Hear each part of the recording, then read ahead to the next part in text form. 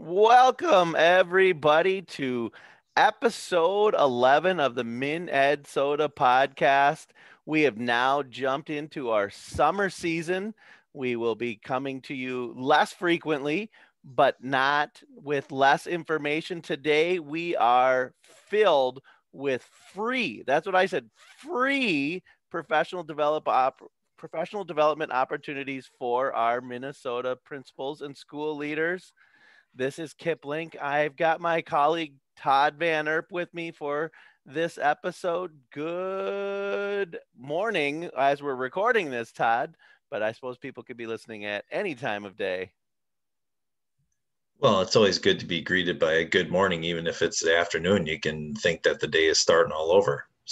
And if it's a good day, that's a good place to be. I was about halfway through my Robin Williams impression there when I realized not everybody's listening in the morning. Well, and it's a good reminder too for me and for everyone that is listening that we are, and maybe you're going to put in a plug for this later, Kip, but just a reminder that we are also on Apple Podcasts now. We're on Spotify and a lot of different platforms, but now we have expanded to Apple Podcasts. So for those of you that are just joining us now for summer because you're catching up on your podcasting, you can always go back and check out all of our episodes. This is episode 11, but I think we got 10 really awesome episodes that we started back in March. So don't hesitate to thumb back through those episodes on Spotify, Apple Podcasts, whatever platforms you're listening on, YouTube. Yep. So you can check those things out. And if we've done 10, they've all been good. We've had guests on, I think 7 of them, maybe 8. But a couple that really stood out for me was our last episode with Gina Meinertz, the little schools doing big innovation, and Nick Klossman at Wilmer ALC of just we called it putting the alternative back in alternative learning schools, but really it was things that is putting students first and centering their learning. And those two really just stood out to me in those first episodes. So if you haven't heard them all, I highly recommend those two. And that's not to take away from any of our other guests, but those ones just really resonated with me. Yeah. And I think another one that I remember, there was I think there were a lot of good points that were made where we had Carrie Johnson on from Parker's Prairie about lessons learned from the pandemic. Just thinking about all the things that have changed in the last year and a half in education. So, and then also just a reminder to leaders out there and teachers, start thinking about this summer. What are the things that you're going to continue to, the things that you have changed, whether it's in your teaching or your leadership, those things that have changed, how are you going to continue to implement those things? And then what are some practices that you want to get back to because they were effective? And I think barring any huge mishaps over the summer, looks like everyone will be back in person starting in the fall. So yeah, and it's going to be interesting to see how the summer progresses with COVID. I love what you just started to talk about there of, what things are we going to keep and what things we're going to keep doing. I'm trying to avoid using the phrase return to normal as we talk about schools and try to use return to better. That we learned a lot of things about our students and about our families and about communication tools, technology tools. Several schools really spent a lot of time on identifying some priority standards or, learning targets, whatever you want to call them, power standards, and really started to focus on learning instead of teaching. And so I'm hoping that we return to better instead of returning to normal. Yeah, that's a great point. Well, Kip, you had started out our episode talking about some free, and I'll repeat it again, free professional development opportunities that our principal leadership support team is offering over the summer. And what we have been hearing from school leaders and from teachers is that a lot of folks are just burned out and need some time to step away and relax and recharge themselves. And if you are one of those people, you should do that. Don't feel like you got to keep grinding it over the summer, 24/7 like you have been during the school year.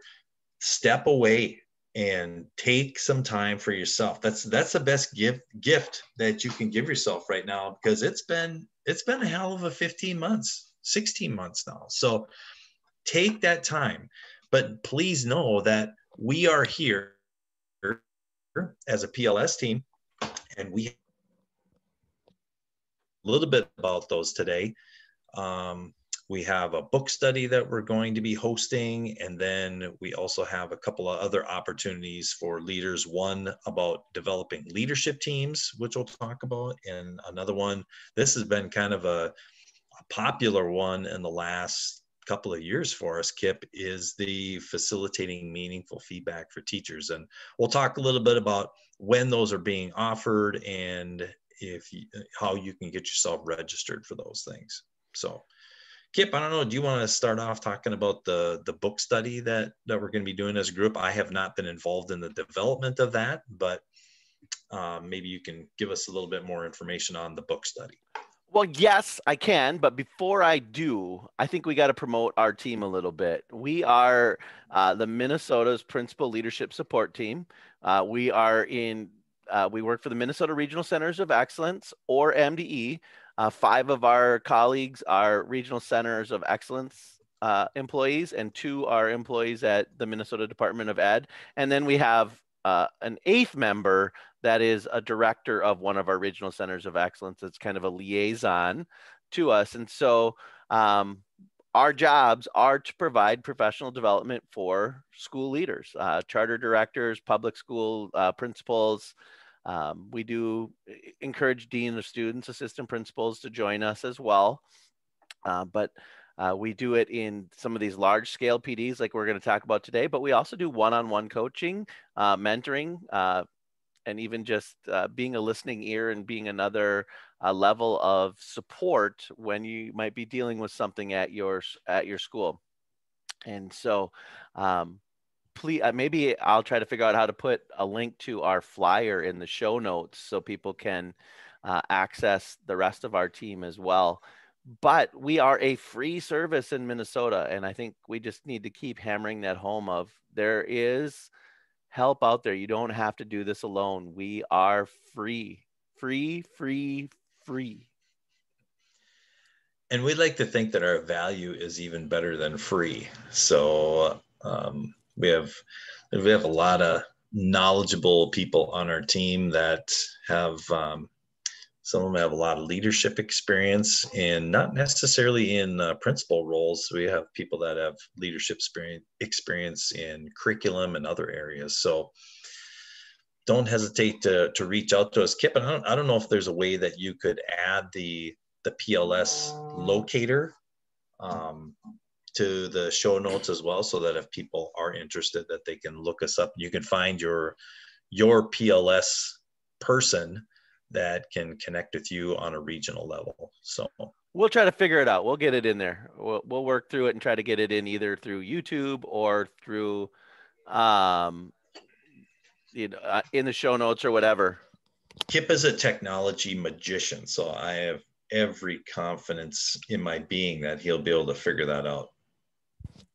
We'll see what we can do.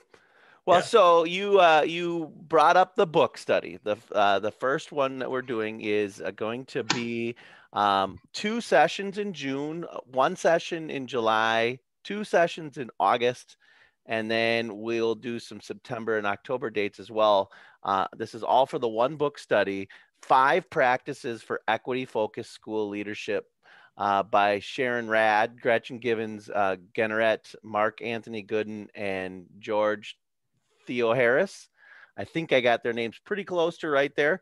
But these authors have identified 5 practices to increase our educational equity and eliminate marginalization in schools. And so The reason we laid it out the way we did is just small chunks of the book at a time, and so giving you a chance to read, reflect, but then come together for an hour and a half on those just those couple of dates. It's June 29th or June 22nd and June 29th, and then July 20th, August 3rd, and August 10th. And then once we know who all stays with us through the summer, we'll plan one September and October, and then one October date as well, so that these practices can be start to be implemented once your school year starts. So we're really hopeful that we're going to get a lot of great leaders that are looking to try to change how they do business in their school a little bit, and bring equity to the forefront. Last I heard, we had 113 people signed up already for this book study, and it's going to be very low key. It's going to be just time for just quick review of what the chapters were about, and then breakout rooms and talking with leaders across the state in how that's going to look. Wow. I did not know that we had that many people signed up. That's amazing. And there's still time, so hopefully we get more. Yeah. I am not.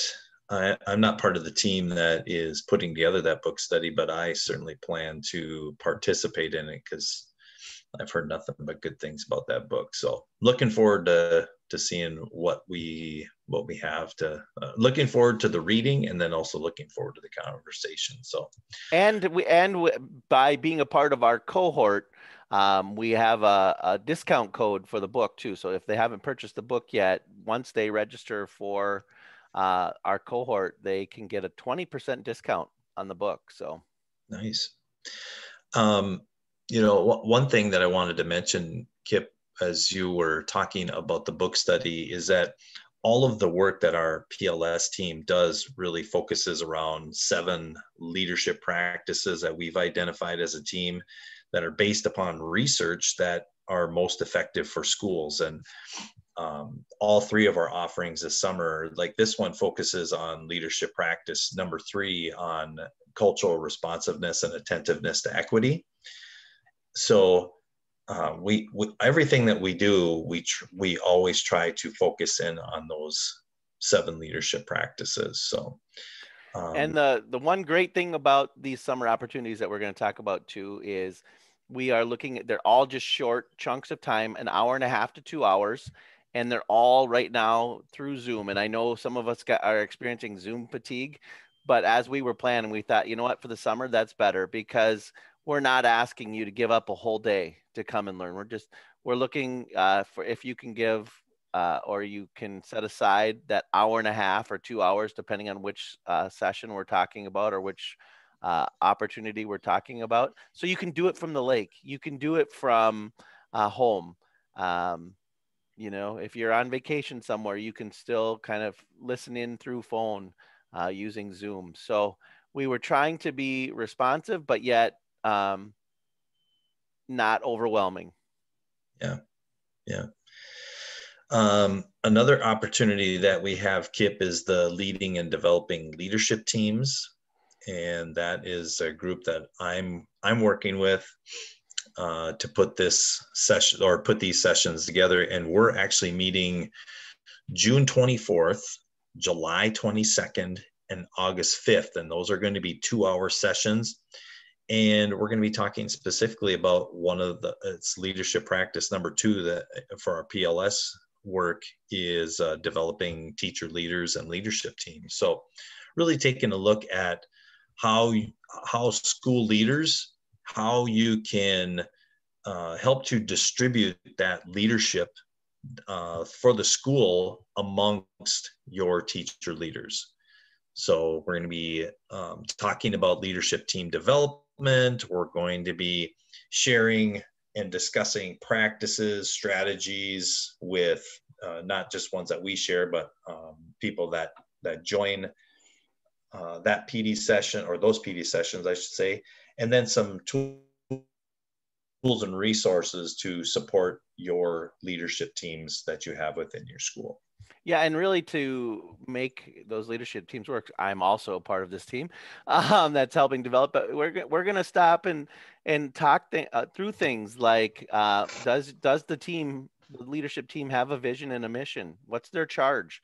What is it that they are responsible for?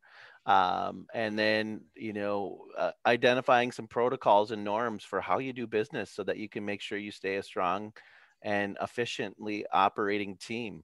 What happens, how do we get the right people on the bus? What happens when we have conflict within our team? That we're only going to be together for 6 hours, but we're going to touch on a lot of different leadership areas within that leading and developing leadership teams.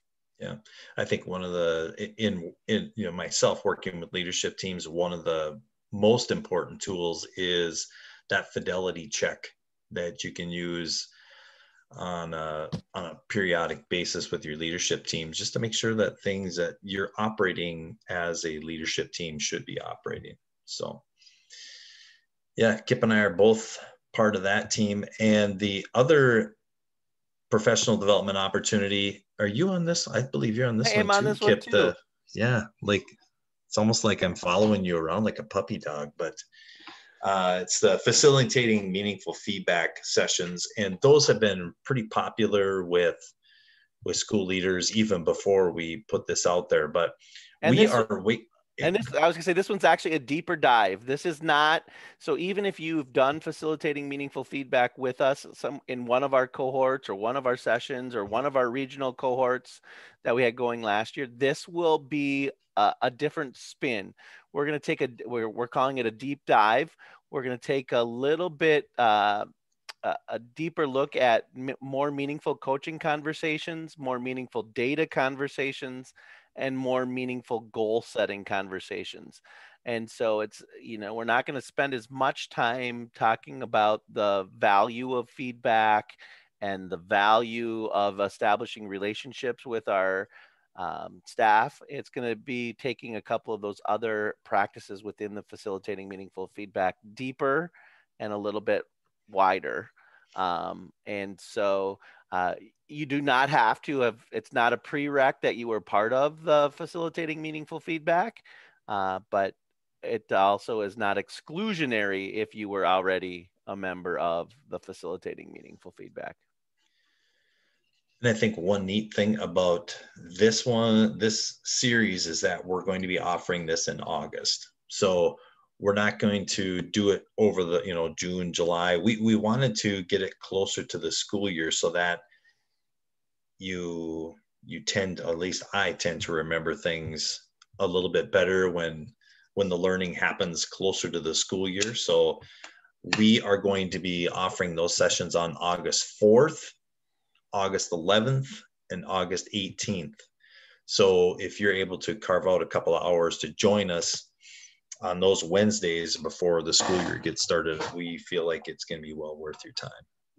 So Kip, how do people get registered for these PD sessions? Well, hopefully, most of our Minnesota principals have already received an email from, I think it came through Liz Vaught, one of our colleagues, or Ann Mitchell at MDE had kind of sent out a mass email.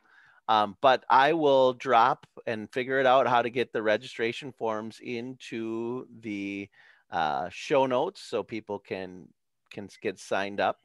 And one of the things I want to just add on to what you were sharing there about being responsive, we surveyed several hundred principals in May, and these were the top areas that were identified by our Minnesota leaders, and so that's why we chose the three that we did.